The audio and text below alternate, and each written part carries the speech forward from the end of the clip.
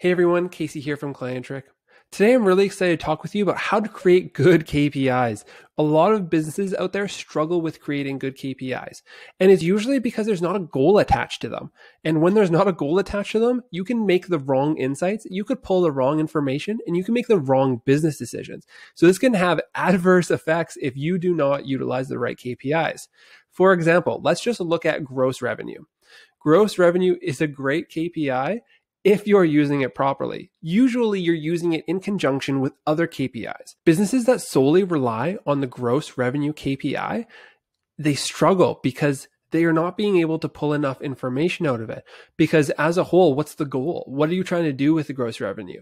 What are you going to try to accomplish just using that KPI?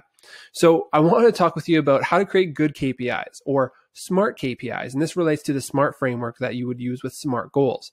So S being specific, M being measurable, A being attainable, R being relevant, and T being time frame. So for specific, you want to have a goal attached to it. So not only do you want to know what your gross revenue is, maybe you'd rather be measuring, what is your marketing spend for the last 6 months? What's your return on that marketing spend? There are so many other business questions that you could be asking than just what's my gross revenue?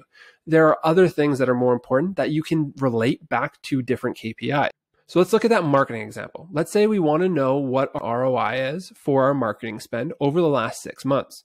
So we know it's very specific. There's a very specific goal we've attached to it, which is what we need to create a good KPI or a good measurement.